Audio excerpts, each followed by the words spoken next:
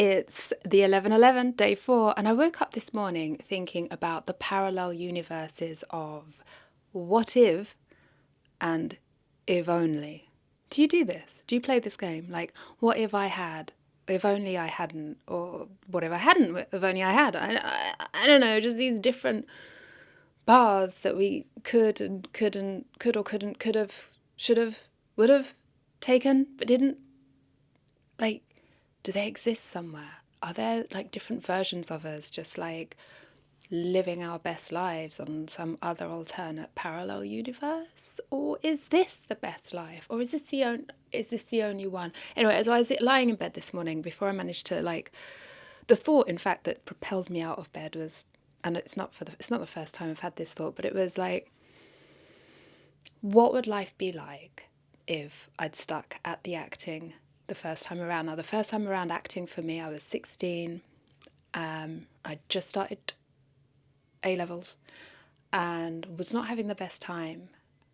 And my best subject at school before leaving school and going into doing A levels was drama, without a doubt. It was one of the A levels I took. It was the only one that I enjoyed. It's the only one that I turned up to. And I decided that it was time to drop out of college. I wanted to be an actor. Mum was not best pleased. But she's always been on my side. So she went out and bought the Stage and Television newspaper. And there was the timing of something just occurred to me in this particular moment, the serendipity of that timing. She went out and bought that week's issue of the Stage and Television Today newspaper. In it, there was an announcement or an ad or whatever for open scholarship auditions in a drama school that doesn't exist anymore in Whitechapel. And she said, look, if you go to this and you get the scholarship, then you can drop out of college and do this instead. But if not, if you don't get the scholarship, you have to finish your A levels. Deal? Do we have a deal? We had a deal. I was like, oh, we got a deal. So, yeah, I prepped 2 monologue pieces and went to the audition, did the monologues, did some other strange things that they asked me to do, and got the scholarship. And I was delighted. And I was the youngest one on our year. It was a foundation course, I believe. But it's a big deal to me. Finished the course, and then it was all time to like go to audition for the big schools, the RADAs, the Lambdas, the Guildfords, the Centrals, etc. You get the idea. And so I auditioned for them all. Probably by this time I was probably 17 or 18, but I was a young 17 or 18. I was young and I was thin-skinned, not good at rejection. I now know that might have had something to do with my neurospiciness, the heightened sensitivity to rejection, the exact name for which is eluding me right now because ADHD, but that's okay. Sticking to the point, I wasn't tough enough.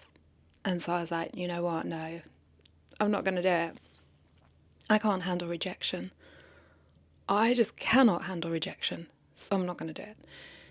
I will work behind the camera. I will work behind the scenes in creative industries instead. And I stayed behind the scenes for about 3 decades. And I came back to acting just before COVID. And it's great, like personally, it's a great thing because I feel strong enough. I don't take rejection personally. Do you know what I mean? I'm like emotionally ready for it. But there is a part of me that is just like, but what if? And why didn't you? Like, where might you be now? Where could you be now? And then there's this other part that says, well, if I'd done it, then I wouldn't have met all of the amazing people. I'd never have moved to Italy. I'd never have moved to New York. I mean, how do we know this though?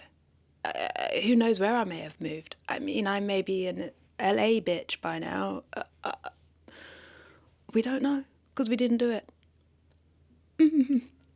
And it got me to thinking about what other things, what are the other moments in our lives that,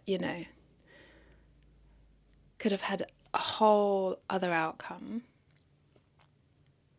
Like, for example, if I had continued as an actor at that age, I hadn't yet become Tia. I hadn't yet renamed myself Tia, rebranded myself Tia, because it was a more palatable, pronounceable name. And I was about to get into personal training.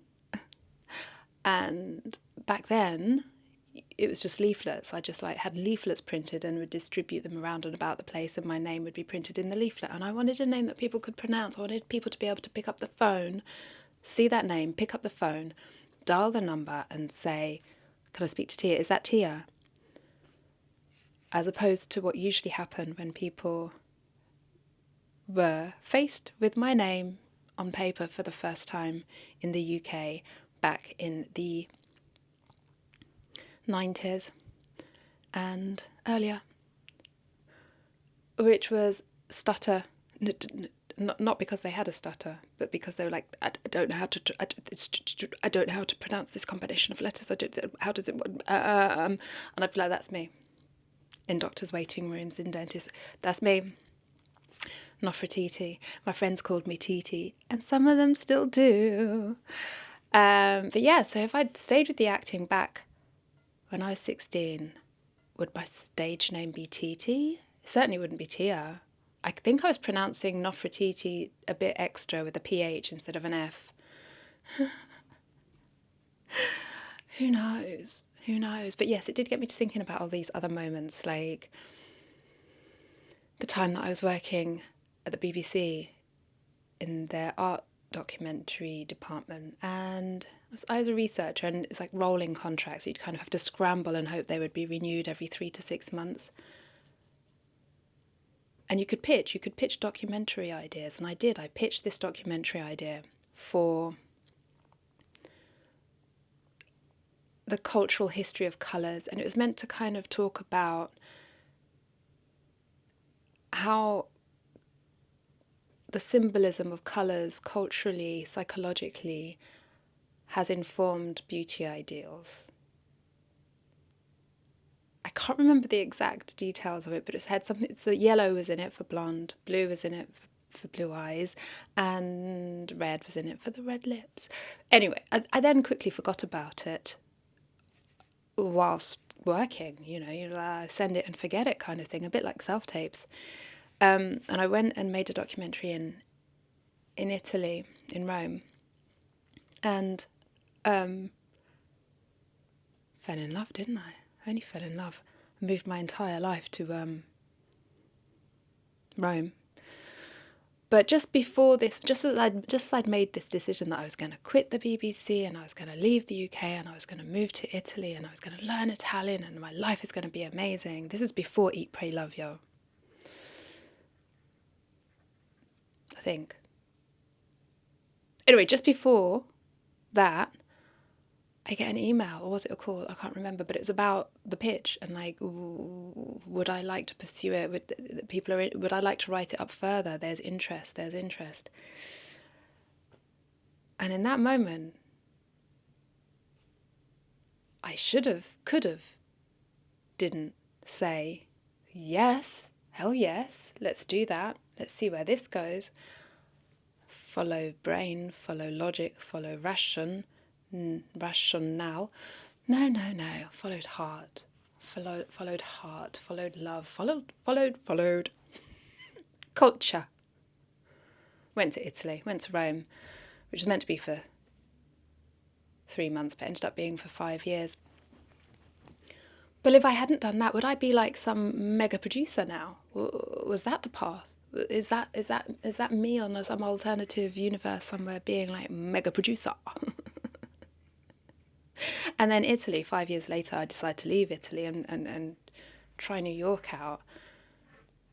But if I hadn't left Italy, they're scraping something outside that's so rude and annoying. If I hadn't left Italy in 2006 and moved to New York, if I'd stayed in Italy and I was still in Italy in 2016, Brexit, still in Italy 2019 and in 2020, and now, would I now be an EU citizen? Or would I have been kicked out? Like, if I'd been there all that time, so from 2001 to now, would I have an EU passport? I mean, at the time, who knew that that was going to be like a thing? Who knew in 2006? It's crazy to think, isn't it? So, what are yours? 11/11.